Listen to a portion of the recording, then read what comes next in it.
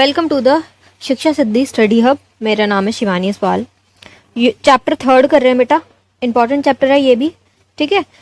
Semester 3 वाले बच्चों का सब्जेक्ट जो चल रहा है ये रहा आपका 3rd चैप्टर। इसमें से मौलिक अधिकार पूछे जा सकते हैं, नीति निर्देश तत्व या मौलिक कर्तव्य, कुछ भी शॉर्ट नोट में आ जाएगा। इस पर पूरा बड़ा क्वेश्चन ना ये भी बनता है तो शॉर्ट नोट में तो बन ही जाएगा, ठीक है। स्टार्ट करेंगे और 3 टॉपिक है, तीनों आसान है। ये सब चीजें आपने पहले भी पढ़ी हुई है, ठीक है। तो सबसे पहले देख लो मौलिक अधिकार क्या है। संविधान हमने जो पीछे पढ़ा पूरा, उसकी विशेषता में आता है ना कि मौलिक अधिकार दिए गए हैं, उसकी खूबसूरती, उसकी खासियत ये है कि भारत की जो जनता है उन सबको क्या है, मौलिक अधिकार प्राप्त कराए गए हैं। जिसमें पहला अधिकार कहाँ से स्टार्ट हो रहा है, 14 से 18 तक, अनुच्छेद 14 से 18 तक है समानता का अधिकार के, सारे बराबर है, सब बराबर है, ठीक है। संविधान के समक्ष भारत के अंदर स्वतंत्र है, हम सब क्या है, स्वतंत्रता का अधिकार है। 19 से लेके 22 तक कोई हम पे राज नहीं कर सकता जबरदस्ती। जो लोग हम पे शासन करेंगे उन्हें हम ही चूज करेंगे, हमारे द्वारा चुने गए प्रतिनिधि हम पे शासन करेंगे। हम आजाद है, स्वतंत्र रूप से रह सकते हैं, कहीं भी आ जा सकते हैं, पब्लिक प्लेस है ना जो सारे सार्वजनिक एरिया में घूम सकते हैं, हमें कोई पाबंदी नहीं, हमारी जैसा मन करेगा हम वैसे रहेंगे, ठीक है। जो नौकरी करनी वो नौकरी करेंगे। शोषण के विरुद्ध अधिकार, अगर कोई हमारे साथ गलत कर रहा है तो हम उसके खिलाफ लड़ सकते हैं, ठीक है। न्यायालय जाके हम अपना अधिकारों को प्राप्त कर सकते हैं। हम बोल सकते हैं कि हमारे साथ गलत हुआ है, शोषण हुआ है, हमारे अधिकारों का हनन हुआ है, शोषण उसको कहा जाएगा, ठीक है। कि कोई भी अधिकारों का हनन कर रहा है, आपके साथ गलत कर रहा है, ठीक है। जैसे पहले होता था दलित जाति वालों के साथ बड़ा गलत होता था, वो शोषण था, उनके साथ पहले शोषण होता था, अब उसके विरुद्ध अधिकार दे दिया गया। धार्मिक स्वतंत्रता का अधिकार, वही धर्मनिरपेक्षता वाली बात कि आप किसी भी धर्म को मान सकते हो। अनुच्छेद 25 से लेकर 28 तक ये वाला अधिकार दिया गया। नेक्स्ट क्या है, संस्कृति व शिक्षा संबंधी अधिकार की शिक्षा है, फ्री शिक्षा है। 1 से लेके 8 तक की क्लास वाले बच्चों को सर्व शिक्षा अभियान है, ठीक है। संस्कृति का मतलब क्या है, आपको आपकी संस्कृति, जो भी आपकी संस्कृति है उसे मानने का पूरा अधिकार है, कोई आपको रोक नहीं सकता आपकी संस्कृति मानने से। आपका जो माना, जिस संस्कृति को मानना मानो, नहीं मानना तो ना मानो। संवैधानिक उपचारों का अधिकार, अब बेटे ये छठा जो मौलिक अधिकार है ना, ये इंपॉर्टेंट है क्योंकि अनुच्छेद 32 आपको क्या है, गारंटी दे रहा है इन सभी अधिकारों की।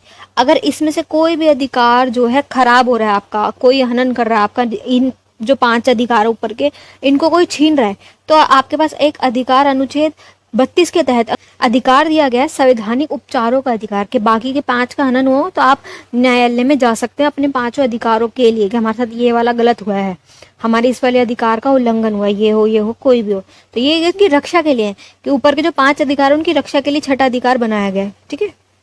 पढ़ना स्टार्ट करेंगे, एक बार फटाफट देख लेते हैं। समानता का अधिकार, जिसमें क्या है, राइट टू इक्वालिटी, की सभी क्या है, बराबर है। धर्म, मूल, जाति, लिंग, जन्मस्थान के आधार पर किसी भी प्रकार का भेदभाव जिसमें नहीं किया जाएगा, सभी लोगों को बराबर से ट्रीट किया जाएगा।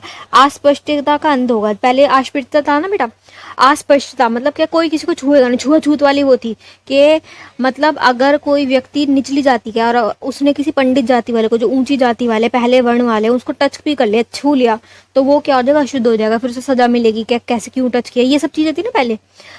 छुआछूत जो व्यवस्था चल रही थी उसका यहाँ पे अंत कर दिया गया, जैसे क्या किया, अस्पष्टता का अंत कर दिया गया। उपाधियों का अंत, के किसी प्रकार की कोई उपाधि नहीं कि हम सर्वश्रेष्ठ हैं, हम ऊंचे वर्ण वाले हैं, तुम निचली जाते हो, ये जो उपाधियां थी ना गलत गलत, इन सब का अंत कर दिया गया। अब कोई उपाधि नहीं, अब क्या है, ऑल इक्वल, सभी लोग बराबर कर दिए गए।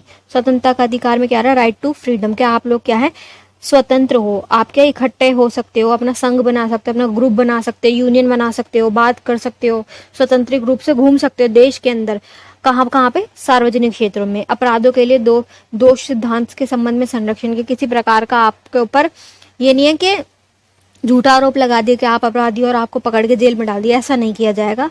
आपके पास क्या है, संरक्षण है कि आप बोल सकते हो भाई किस आधार पे मुझे आप गिरफ्तार कर रहे हो, अरेस्ट वारंट दिखाओ। मतलब आपकी स्वतंत्रता को अगर कोई छीन भी रहा है, आपराधिक एरिया में आपका नाम आ रहा है और आपको पकड़ के लेके जा रहा है, तो आपके पास अधिकार बनता है कि आप पूछ सकते हो कि भाई मुझे अरेस्ट वारंट चाहिए, और 24 घंटे के अंदर जिला मजिस्ट्रेट के आगे आपकी पेशी होनी होगी, क्या रीजन है, ठीक है। प्राण और देहती स्वतंत्रता की संरक्षण के को आपको स्वतंत्रता दी जाएगी कि आपके प्राण कोई नहीं ले सकता, ठीक है। कुछ दशाओं में गिरफ्तार और निरोधों का संरक्षण, मतलब ये कि गिरफ्तार आप हो सकते हो लेकिन आपको पूरा अधिकार दिया जाएगा अपने आप को साबित करने का कि मेरे साथ मैंने कुछ गलत नहीं करा। आपको सरकारी वकील प्राप्त दिया जाएगा, अगर ये होता है ना कि आपके पास पैसे नहीं, आप वकील नहीं कर सकते, तो सरकारी वकील दिया जाएगा। सिस्टम ऐसा बनाया गया कि आप स्वतंत्र हो, आपको कोई बंद नहीं कर सकता, आपकी स्वतंत्रता कोई नहीं छीन सकता, ठीक है। नेक्स्ट है शोषण के विरुद्ध अधिकार, किसी भी प्रकार का मानव तस्करी और बलात्कार के प्रति नहीं, मतलब आपके साथ शोषण हुआ है, कुछ गलत हुआ है, आपके साथ हिंसा हुई है बहुत गलत, उसके खिलाफ आप क्या है बोल सकते हो, ठीक है। कारखानों आदि में 14 वर्ष के बालकों को नियोजित का प्रतिरोध, मतलब कम एज वाले जो बच्चे हैं 14 से कम वाले जो है, अगर उनसे आप काम करा रहे हो तो शोषण में आएगा कि उनके साथ शोषण किया जा रहा है, कोई भी आपके शरीर के साथ कुछ गलत कर रहा है, ये सब चीजें शोषण में आएंगी, ठीक है। तो इन सब के खिलाफ आपको अधिकार दिया गया है 23 से लेकर 24 तक, ठीक है। नेक्स्ट है धर्म की स्वतंत्रता, जिसमें क्या है कोई भी धर्म आप मान सकते हो, किसी भी प्रकार का आपको रोका नहीं जाएगा किसी धर्म को मानने से, ठीक है। मानो चाहे ना मानो, धार्मिक कार्यों को प्रबंध कर सकते हो, आप ग्रुप बना सकते हो, जैसे वो अभी हुआ ना गणेश चतुर्थी के लिए बड़े बड़े बहुत सारे पंडाल लगाएगा, वो पूरी आज़ादी, आप कहीं पे भी कोई भी पंडाल लगा सकते हो, कोई मनाही नहीं है आपको, कोई भी उस पंडाल में आ जा सकता है, कुछ वो नहीं है। कुछ शिक्षा संस्थानों में धार्मिक शिक्षा और धार्मिक उपन्यास का उपस्थिति होने के बारे में स्वतंत्रता है, मतलब आप अपने धर्म को प्रमोट भी कर सकते हो, सिर्फ आपको ये आज़ादी नहीं, आप मानो आप अपने धर्म का प्रचार भी कर सकते हो पूरी तरीके से, आपको कोई रोकेगा नहीं। संस्कृति और शिक्षा का अधिकार, जिसमें क्या है कि आपकी जो संस्कृति है, अलग अलग प्रकार की रीति रिवाज जो है आप उनको मान सकते हो, किसी भी वर्ग में नागरिक में अपनी संस्कृति सुरक्षा रखने के लिए भाषा लिपि है उसका रखने का अधिकार है, आपकी जो भी लैंग्वेज है, कोई भी उसकी रिचुअल्स है, कल्चर है आपका, उसको आप मान सकते हो।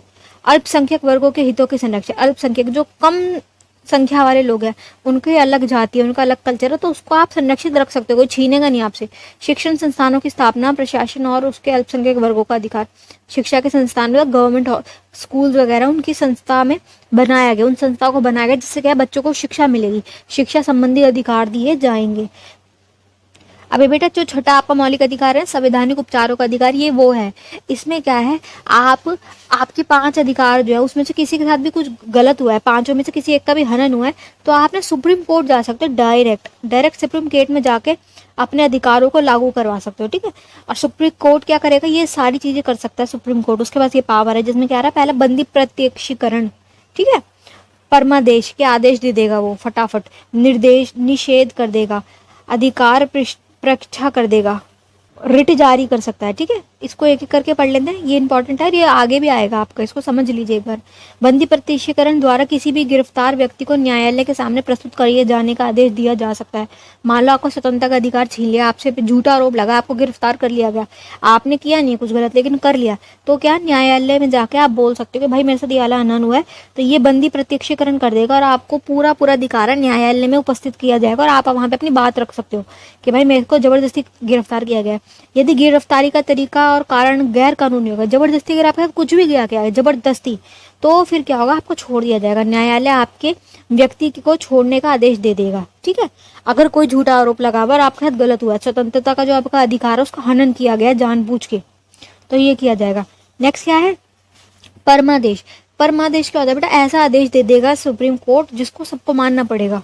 यह आदेश उन परिस्थितियों में जारी किया जाता है जब न्यायालय को लगता है कि कोई सार्वजनिक पदाधिकारी अपने कानून और सार्वजनिक कर्तव्यों का पालन नहीं कर रहा। अगर कोई कुछ गलत कर रहा है ना, आपके खिलाफ किसी ने आपके अधिकार को हनन किया और गलत किया, तो सुप्रीम कोर्ट ऐसा आदेश दे देगा जो सबको मानना पड़ेगा। इससे किसी भी व्यक्ति का मौलिक अधिकार का प्रभावित हो रहा हो, कोई भी अधिकारी कुछ ऐसा कर रहा है काम गैर कानूनी कि किसी व्यक्ति के मौलिक अधिकार प्रभावित हो रहे हैं, तो ये परमादेश दे देगा, ये एक ऐसा ऑर्डर देगा जिसको सबको मानना पड़ेगा, परमादेश दे देगा, निषेध दे देगा।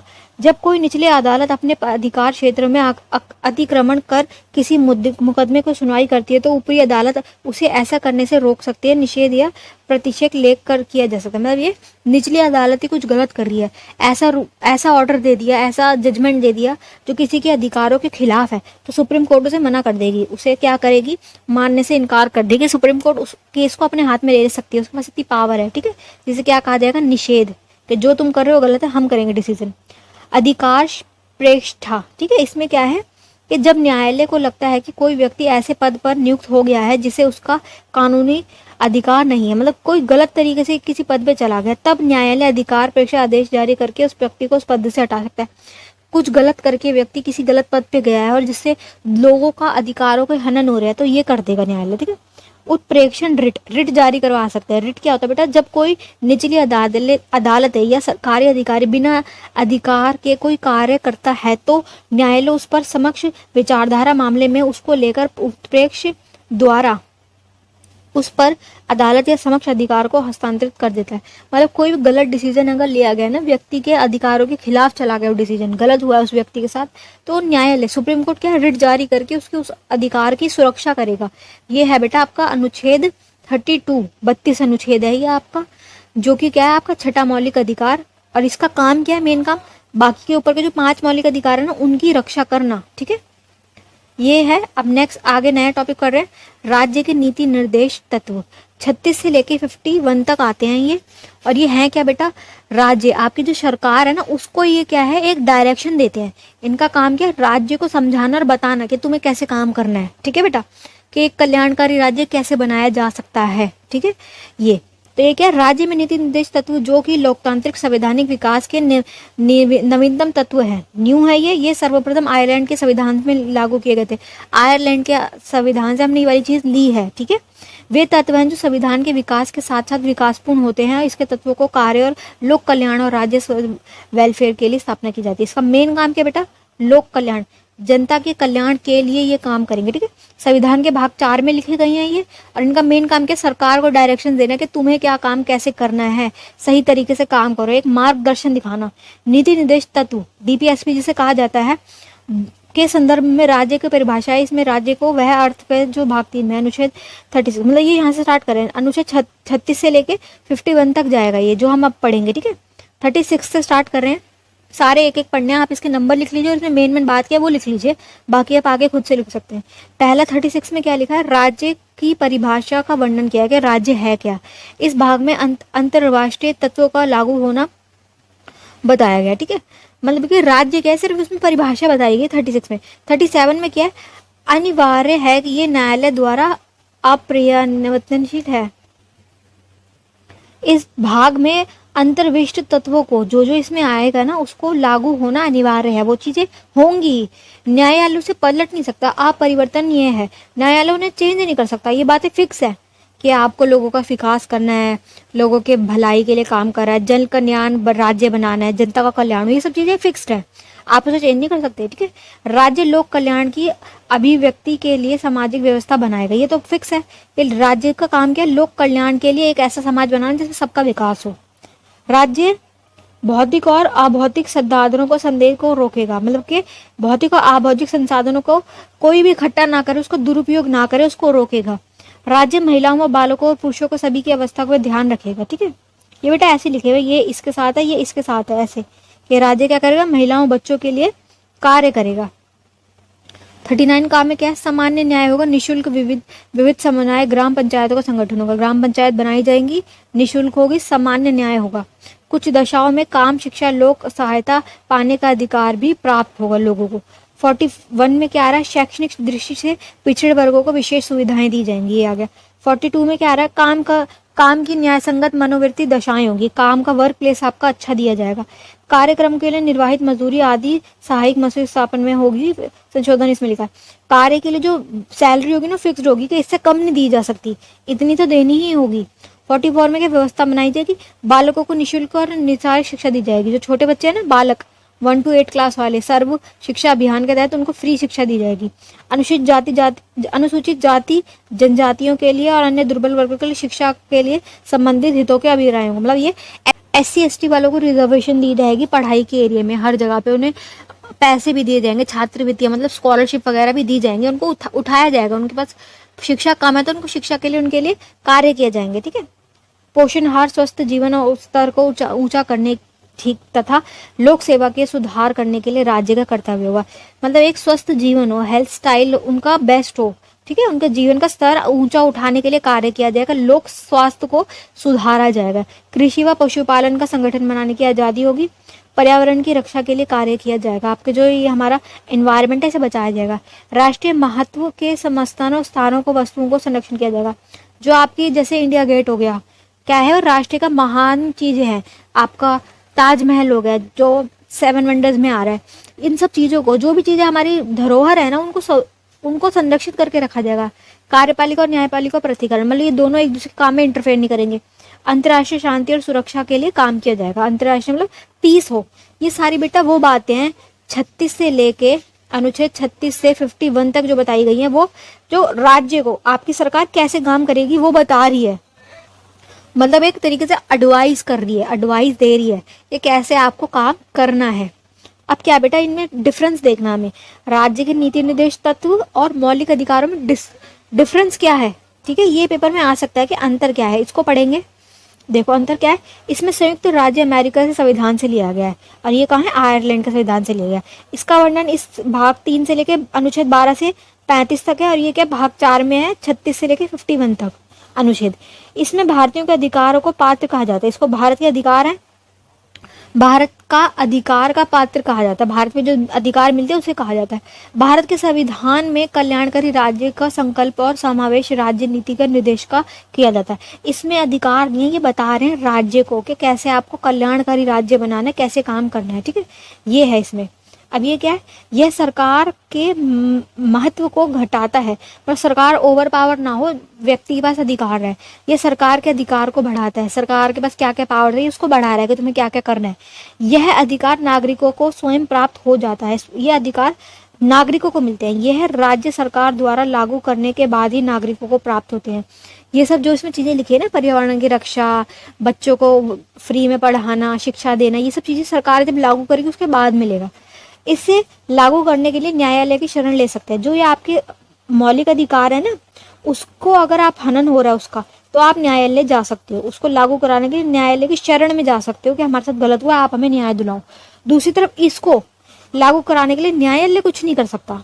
न्यायालय थोड़ी सरकार को जबरदस्ती डंडा देगा तुम ऐसे काम करो, अगर नहीं हो रही पर्यावरण की रक्षा तो उसमें न्यायालय सरकार को कुछ नहीं कर सकता। जैसे पोल्यूशन कितना फैल रहा है, हमारा पर्यावरण खराब हो रहा है, नीति निर्देश तत्व है कि स्वस्थ पर्यावरण आपको जनता को देना पड़ेगा। अब स्वस्थ तो है ही नहीं पर्यावरण हमारा, कितना पोल्यूशन है, तो इसमें न्यायालय कुछ नहीं कर सकता, सिर्फ बोल सकता है पर जबरदस्ती लागू नहीं करवा सकता है। ठीक है, ये उसका अंतर है। इसके सारे अंतर के पॉइंट्स लिख लीजिए बेटा। लास्ट करेंगे मौलिक कर्तव्य। अब देखो बेटा, मौलिक अधिकार पढ़ लिया कि जो हमें सरकार दे रही है, हमको सारे अधिकार दे रही है, हमें सुविधाएं दे रही है, तो बदले में हमसे भी तो कुछ लेगी, हमारा भी तो कोई ड्यूटी बनती है कि हमें कुछ करना चाहिए अपने देश के लिए। तो ये सब ड्यूटीज है जो हमें निभानी है अपने देश के लिए। एक अच्छी आदतें हैं बेटा, हैबिट्स हैं, एक तरीके से मौलिक कर्तव्य हैं। भारतीय संविधान के अनुच्छेद 51 के ए में मौलिक कर्तव्यों का उल्लेख है, जिसमें क्या है, संविधान का पालन करना। हम लोगों को हमारे देश के, हम जो रह रहे हैं ना बेटा, तो हमें हमारे संविधान की ना इज्जत करनी है, उसका सम्मान करना है, राष्ट्र की एकता में बल करना है, हमें राष्ट्र की एकता में ही रहना है कि हमारा देश है, ये भारत जान से प्यारा है, सबसे प्यारा गुलस्ता हमारा। ये सब बातों को रखना मन में, अखंडता की रक्षा करनी है। देश के टुकड़े हो जाए ऐसी बात नहीं बोलनी, हमेशा ऐसी बात बोलनी जो देश के हक में हो, देश के लिए हो। देश प्रेम रखना मन में, राष्ट्र के प्रति निष्ठा रखनी, मतलब प्रेम रखना, निष्ठा और संपन्नता दिखानी है। अपने देश के प्रति आपको ये भावना रखनी है कि हम इस देश में रह रहे हैं, हमारा देश बेस्ट है, बाकी के देश है ठीक है वो भी, पर हमारा देश उन सबसे अच्छा है। बोलते ना भारत सबसे अच्छा देश है, सबसे प्यारा देश है, ऐसी बातें बोल ली है। जिसका मतलब क्या, अपने देश के प्रति प्रेम भावना रखनी है, देशभक्ति की फीलिंग रखनी है, देश के लिए बलिदान देने के लिए तैयार रहना। अब अगर ऐसी सिचुएशन आ जाए, भगवान न करे कभी आए, पर ऐसी सिचुएशन आ जाए कि लड़ने की जरूरत पड़ रही है, तो देश के लिए आपको बलिदान देना है, अपनी जान को भी त्याग देना है देश के लिए, कि हम देश के लिए मरने मिटने को तैयार हैं, ऐसी फीलिंग। सामाजिक न्याय और समानता को बढ़ावा देना, समाज में सब बराबर है, सबको बराबरी से ट्रीट करना है। सामाजिक न्याय और समानता के सब इक्वल हैं, उसको हमें क्या बढ़ावा देना है। हमें ऐसी चीजें नहीं करनी कि ऊंच नीच कर रहे हैं ऐसे। टोटल 11 है बेटा ये, ठीक है। सामाजिक और आर्थिक न्याय को बढ़ावा देना, समाज में सबको इक्वली ट्रीट करना है।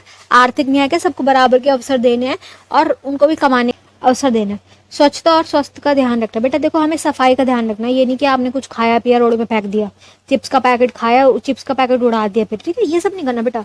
हमें ध्यान रखना अपने खुद के स्वास्थ्य का और दूसरे लोगों की स्वच्छता का। रोड पे जो करते हैं ना, गुटखा खा खा के थूकते, बड़ी गंदी आदत है ये, इससे गंदी आदत कोई नहीं हो सकती। आप इस देश में रह रहे हो तो आपको इस देश की इतनी तो इज्जत करनी है कि रोड पे ऐसा ना करो, ठीक है। शिक्षा का महत्व समझना है और शिक्षित होना है, हमें पढ़ना है, खुद को आपको शिक्षित करना है, ठीक है। राष्ट्रीय संपत्ति का संरक्षण करना है। देखो बेटा, सार्वजनिक स्थल है जो, उसके ऊपर आपको कुछ खराब नहीं करना। बहुत सारे लोग जाते हैं, हमारी इमारतें वगैरह जो हमारी धरोहर जिसे कहा जाता है, उस पर जाके ऐसे दिल बना के उसमें चीरा लगा के यहाँ पे अपनी माशुका का नाम, यहाँ पे खुद का नाम लिख के आ जाते हैं। ये सब नहीं करना है, ये सब चीजें गलत है। आपको आपकी धरोहर की इज्जत करनी है, उसको क्या है, संरक्षित रखना है, ठीक है। आप इज्जत नहीं करोगे तो बताओ बाहर वाले आके करेंगे, ठीक है। तो राष्ट्र की संपत्ति जो है उसकी इज्जत करनी है। सरकारी बसेज हो गई, सरकारी रोड जो है, ये सरकार के द्वारा बनाई गई जितनी चीजें ना उनकी इज्जत करनी है। वैज्ञानिक दृष्टिकोण और मानवता के मूल्यों को बढ़ावा देना, मतलब है मानवता के ऊपर मानवता का जो व्यवहार है उसको बढ़ाना है आपको। सामाजिक और सांस्कृतिक विरासत को संरक्षित रखना है। हमारी जितनी भी विरासतें हैं ना पुरानी, उनको संरक्षित करना है। इसे मौलिक कर्तव्य कहा गया है, जिसका उद्देश्य क्या है, नागरिकों को उसके देश के प्रति जिम्मेदार बनाना और उनको ये बताना कि आपके भी ड्यूटीज है इस देश के प्रति, आपको ये सब चीजें फॉलो करनी है, ठीक है बेटा। चलिए 20 मिनट में पूरा चैप्टर हो गया। Best of luck for your exam. कुछ भी डिफिकल्टी अगर आ रही हो तीनों चीज में, मौलिक अधिकार, मौलिक कर्तव्य और नीचे नीचे तत्व में नहीं समझ आ रहा कुछ, तो आप मुझसे कमेंट बॉक्स में पूछ सकते हैं, ठीक है।